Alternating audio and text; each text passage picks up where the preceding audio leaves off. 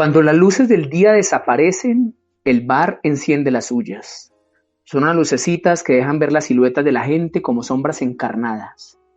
Luces mortecinas dentro de faroles oxidados, convertidas en vigilantes de la noche, las primeras en recibir a los clientes y mostrarles las mesas donde se pueden acomodar. Las lucecitas se mezclan con el olor dulce de los muebles rojos y viejos. Iluminan los cuadros con la cara sonriente de Celia Cruz, la cabeza calva y el bigote poblado de Oscar de León, las manos duras y callosas de Rey Barreto, el sombrero negro de Elías Ochoa, el tabaco a punto de caerse los labios de Compay Segundo, las gafas grandes y oscuras que ocultan a Héctor Lavoe, la sonrisa resguardada tras la barba de Rubén González. Dejan ver los pies de los bailadores flotar por encima de las baldosas.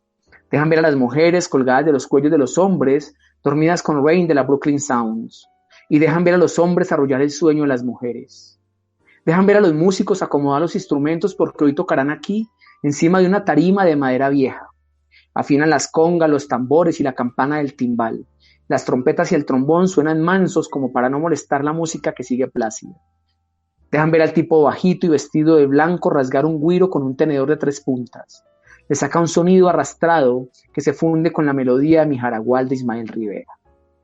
Dejan ver a la gente sentada a llevarse largos tragos de un licor cuyo aroma encierra el misterio de viejos soneros vueltos a la vida.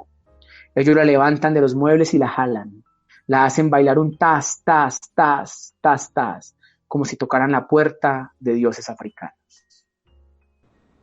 Con nosotros en esta nueva emisión de Restos Diurnos, en estos viajes literarios virtuales que ya lo saben, los venimos haciendo desde el año pasado, ya en plena pandemia. Por suerte, para estos viajes virtuales sí contamos, la producción cuenta con un holgado presupuesto y podemos viajar por todo el mundo. Y en este caso, además de viajar por el país, como lo hemos hecho, y algunas ciudades aledañas, ahora nos vamos a ir un poco más lejos. Nos vamos hasta Bogotá, Colombia, y vamos a hablar con quien nos acaba de compartir un fragmento de su novela.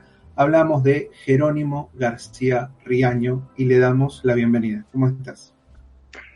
¿Cómo estás, Juan? Un abrazo inmenso, un saludo muy especial. Me alegra mucho poder compartir con ustedes este espacio. Como tú dices, las tecnologías trascienden las fronteras y qué bueno poder también acompañarlos desde Colombia allá a la Argentina. Un placer, ahora conversando, vamos a decirle en el aire, pero estuvimos hablando y inevitablemente hablar de la actualidad sociopolítica que ahora la tiene de protagonista Colombia, pero que de alguna manera es algo que es de toda Latinoamérica. Ahora vamos a esto literario y quería que me hables de estos forasteros que andan a la noche. Esa presentación me encantó, con todas partes, vestuario de gente de renombre, así que bueno, quería que me cuentes sobre esa novela. Bueno, Juan, sí, antes de eso, evidentemente, esta realidad que atraviesa Latinoamérica, ¿no? Solo que pareciese que por momentos caen ciertos países, ahora estamos nosotros dando una lucha frente a muchos temas que estamos viviendo. Yo soy un amante de la salsa, mi música preferida es la salsa, digamos que me considero una persona melómana, escucho de todo y tengo, digamos, como muchas conexiones con muchos ritmos musicales, pero la salsa es el ritmo con el que me he conectado desde muy niño. Entonces quería hacer un homenaje a la salsa a través de esta novela. De ahí que, digamos, como lo que leí es el arranque de la novela, el primer capítulo. Y evidentemente está mencionando una serie de artistas de la salsa dentro de una salsoteca, que llamamos en Colombia la salsoteca, los bares donde se escucha salsa la llamamos así, salsotecas. Entonces es como ese preludio a ese bar de salsa y a esos cuadros que están apareciendo como decorando un poco el bar.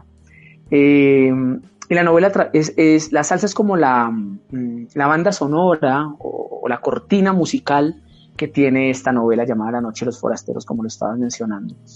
Y es eso, como el producto un poco del homenaje a ese amor que tengo por la salsa, porque es una música que me ha acompañado en muchos momentos de mi vida, momentos alegres, otros no tanto, pero ha estado ahí siempre como presente. Entonces la veo como una compañera fiel, como, y digamos que lo pongo en femenino, porque es primero la salsa, pero segundo también como esa compañía que ha estado ahí por muchos años conmigo. Entonces fue la forma de darle un homenaje, ¿no? A través de esta novela. Qué lindo, qué hermoso esto que nos compartís. Bueno, no me considero un fanático de la salsa, pero de vez en cuando un disco de Rey Barreto escucho, algo de Blades, algo de Héctor Lavoe, ahí están presentes.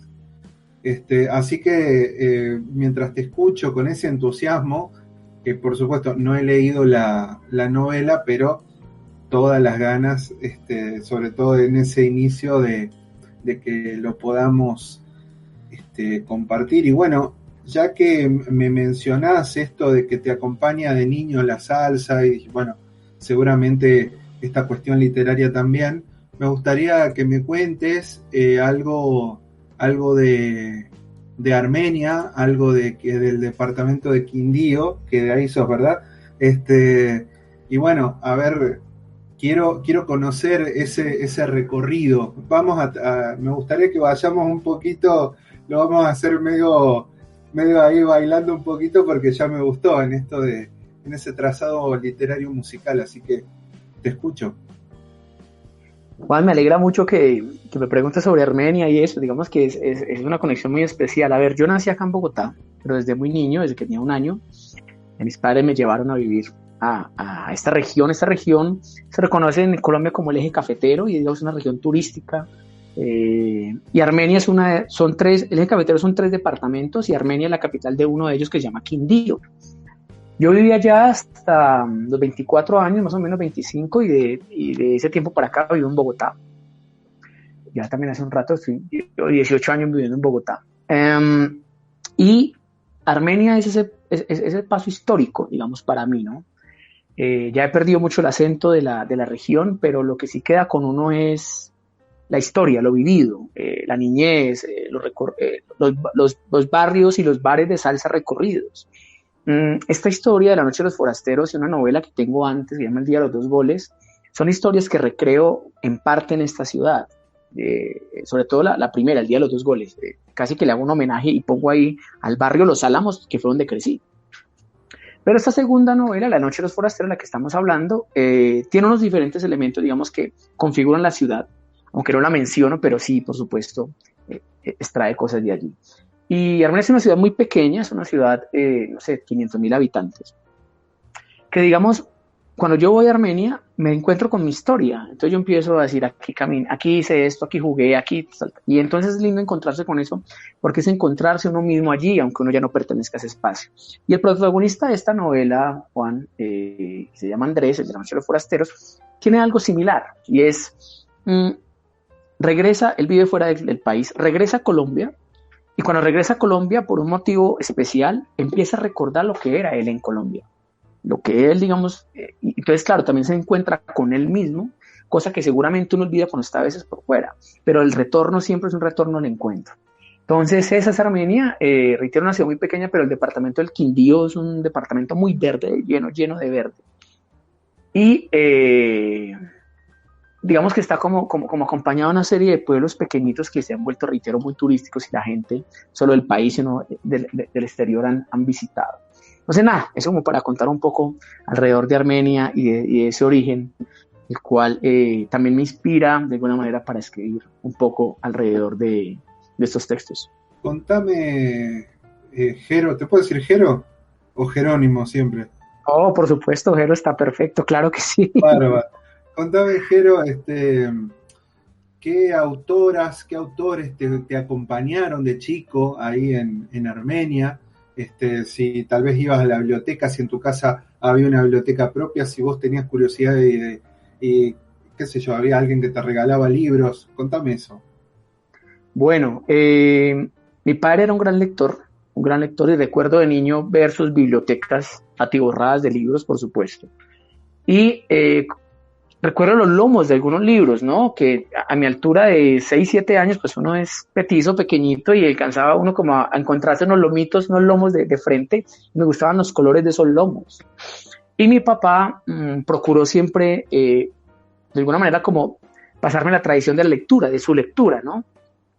Y yo cuando tenía más o menos unos 7 8 años, a mí siempre la pulsión por escribir ha sido también desde muy chico una cosa bastante inherente. La lectura no tanto, digamos que fue un asunto que fui construyendo y mi padre fue parte de eso, y es que en Colombia hay una editorial muy famosa, ya no lo es tanto, se llamaba Editorial Oveja Negra, y esta editorial sacó una serie de libros bestseller muy famosos en esa época, unos libros muy lindos que todavía por ahí se consiguen en el usado, y me regaló dos de esos libros, La Isla del Tesoro de Robert Stevenson y 20.000 leguas del viaje submarino. Nuestra niñez no teníamos ni a Narnia, ni no teníamos Harry Potter, nos tocó otro tipo de literatura, y digamos que La Isla del Tesoro era ese libro. Claro, y además que los libros venían con una letra muy diminuta, y yo estaba conectado con Mafalda. De hecho, ahí estaba leyendo Mafalda y llenándome de Mafalda. Y encontrarme luego con estos libros de letra diminuta, no habían gráficos para uno como tratar de conectarse, entonces como que los dejé a un lado. Y luego ya como a los 10 años, un poco más tarde, empecé a leer La Isla del Tesoro. Y me conecté con esa historia tanto que dije, voy a escribir una novela. Y escribí un primer intento de novela alrededor de La Isla del Tesoro, ya no recuerdo cómo la llamé, pero en particular era que era una novela de 24 capítulos. Pero es que cada capítulo era de media página, así que teníamos una novela de 12 hojas. Entonces eso lo hacía muy especial, pero fue como ese intento de tratar de escribir. Entonces, lo que me motivó a mí a la lectura fundamentalmente fue mi padre. Mi padre, como te digo, fue un gran lector. Él ya falleció, ya murió. Y me dejó como herencia también eso, además de sus libros físicos, pues esa pasión por la lectura, ¿no? Y por encontrar también un poco de respuestas a la vida ahí. Entonces creo que eso es como ese detonante, Juan, que hace que yo me conecte con la escritura, digamos, desde muy chico, pero con la lectura, y eso por supuesto nutre sin duda la escritura, que creo que eso es un asunto casi que inherente cuando uno está leyendo, y eso te pasa la escritura de manera directa. ¿Está la novela todavía? ¿La guardaste? La podemos sacar otra vez. No, pará. No para la novela de ahora, digo, esa primera novela de 24 capítulos, ¿la guardaste? Ah, ok, me hablas de la anterior, pensé que era eso. Sí, Claro, claro. ¿no? Está. No, Claro, digo, sí la tengo guardada. porque capaz que puede servir, no sé si para reeditarla, pero puede servir como un disparador de otra cosa. ¿De qué hablaba Pues esa imagínate novela? que, sí, de hecho te iba a contar eso. En la historia yo tuve, es que, perdón, es que me parece muy especial esto. En la historia yo tuve un sueño y soñé con mis compañeros del colegio, y éramos 5 compañeros, 6 compañeros del colegio. El colegio donde yo estudié primaria era un colegio, digamos, que no tenía una cantidad grande de estudiantes, y éramos como 8 realmente. Y soñé que estaba con ellos. Digamos, no recuerdo ahora el sueño, por supuesto, hace tantos años, pero sé que partió de un sueño. Y a partir de ahí me imaginé la historia como una suerte de aventureros que viajábamos como resolviendo asuntos entre un sitio y otro. Entonces recuerdo que uno de los capítulos se llamaba La Esfinge, por ejemplo. Y era que nos enfrentábamos a una esfinge maligna, y entonces tratábamos de atacarla y ganábamos la lucha. Entonces cada media página trataba como una lucha contra algo, ¿no? Contra alguien. Y al final de la novela cae en un lugar común que, bueno, a los 10 años es completamente perdonable, y es que era un sueño. Entonces, al ser un sueño, pues bueno, digamos que como que todo había sido producto de la imaginación. Entonces, de eso trataba la novela, y me gusta, reitero tu pregunta, porque estoy recordando de qué se trataba, más que hace mucho tiempo no hacía este ejercicio de revisar cómo estaba, pero sí, de eso se trataba más o menos. Bueno, qué bueno, porque hay un trabajo que se mantiene, que es un poquito la autorreferencia, o sea, de acuerdo a la edad que tenés, por supuesto. Tal vez ahora no vayas a hacer una novela que vayas a enfrentarte a cosas. Bueno, puede ser, por ahí lo podemos adecuar y demás, pero no de la idea de cuando tenías 10 años, está claro. Pero me parece bárbaro que haya como esa autoexploración y decir, bueno, mirá, este es mi mundo, estoy acá, estoy en un eje cafetero de Colombia, bueno, ¿para dónde puedo salir? Y me voy a la Esfinge, ya está. me voy acá, me voy allá. Sí, bueno, mira, no sé por qué es esta asociación, no sé si ubicás el juego de PC Carmen Sandiego, se me vino eso. No sé, porque como hay que ir resolviendo estas cuestiones, lo que pasa es que, bueno, había que perseguir a alguien, pero más allá de eso, me imaginé una historia, una aventura así, ¿no? Que vas por el mundo. Pero ahora, volviendo a vos, por supuesto, este trazado me gustaría ir, me hablaste del Jerónimo Niño, del Jero Niño. Bueno, ¿y qué pasó en la adolescencia? Ya salimos, por supuesto, de la Isla del Tesoro, o lo encontramos, mejor dicho. No me acuerdo qué otra me habías nombrado, pero se me escapó en este momento. Pero bueno, me gustaría saber qué entró después, a qué literatura te metiste, porque supongo que, creo yo, acá voy a poner una suposición casi como verdad, que aparecieron después tal vez algunos autores que te terminaron de dar ese empujón diciendo, pero sí, andá, escribí tranquilo que esto es lo tuyo. Así que me gustaría saber por ahí. Pues bueno, el otro libro era 20.000 leguas del viaje submarino, que lo leí después, mucho después, porque claro, era más grueso y no venía con tanta voluntad. ¿Qué pasó con la adolescencia? Pues digamos que empecé como a nutrirme de otras lecturas, pero no fueron lecturas literarias, digamos, en términos de ficción, sino que empecé a leer ensayos. Entonces, yo a los 14 años leyendo Fenomenología del Espíritu de Chardin era como una cosa bastante particular, pero me gustaba. Entonces empecé a nutrirme más de ensayos. Y mi papá, claro, como digamos, mi papá era psicólogo y en su profesión también era muy interesado por la filosofía y la psicología, pues él me pasaba sus libros y yo empezaba a leer sobre eso. Pasando inclusive por libros como de Anthony de Melo y bueno, digamos como también cerca un poco como de escenarios espirituales, ¿no? No recuerdo mucho libros, Juan, de pronto relacionados con literatura ficcionada en ese momento, o sea, no recuerdo como leer otras novelas, sino más bien como temas de ensayos.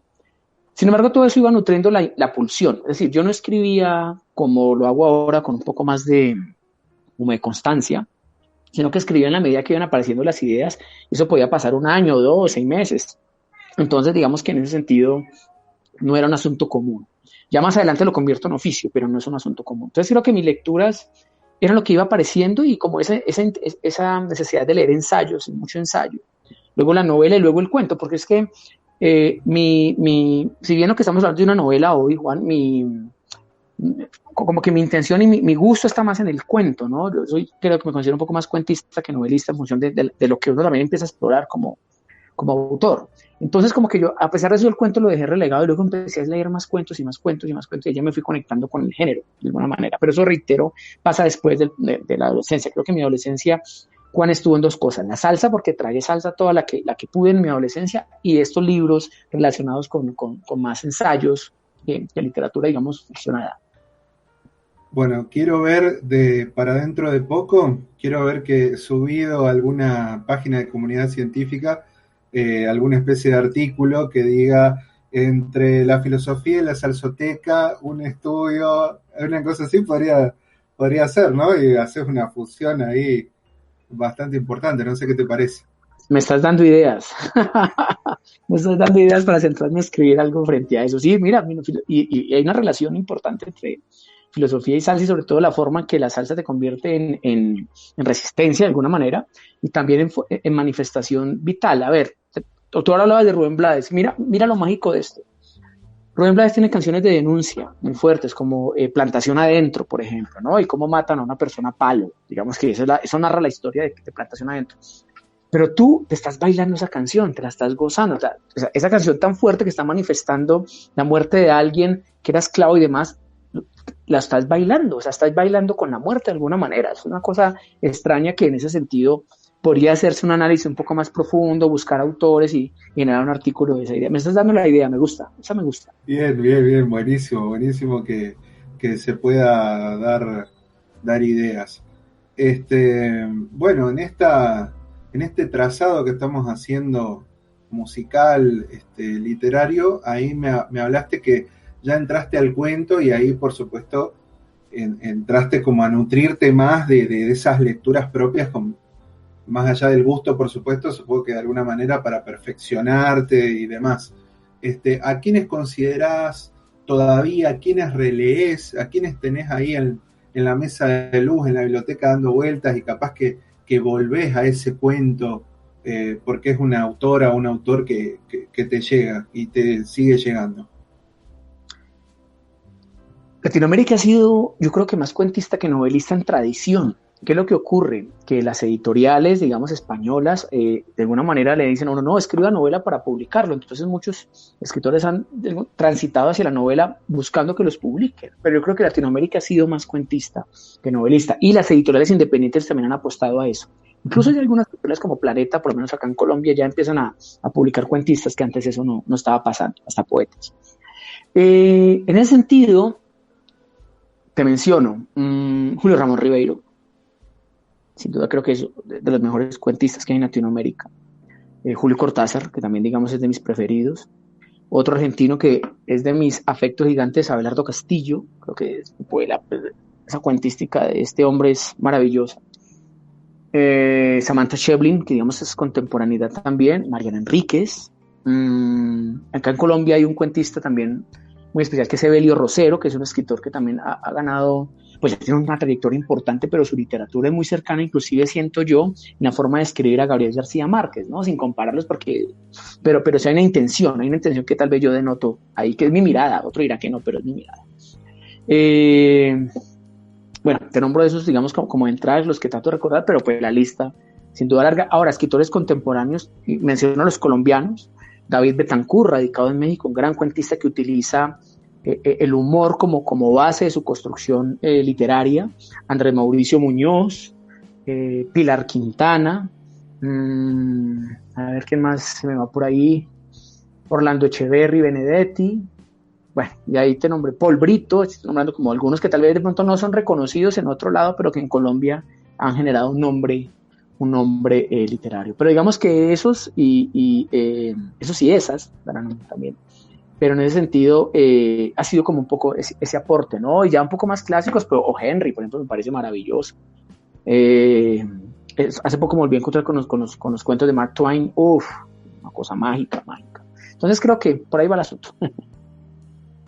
Vos sabés que cuando empezaste con esta parte de Latinoamérica, y ahí vamos a volver a esto que habíamos nombrado al principio, coincido con esto, no lo había pensado así, pero en la tradición y demás, y yo te quiero añadir que como acá están justamente esas historias ancestrales, que cómo se era contar un cuento para que pase de generación en generación, ¿no? Esas historias cortas pero densas, que por ahí se la contaban a una niña, un niño para asustarlos, para atemorizarlos, para llenarlos de valor también, estaba todo.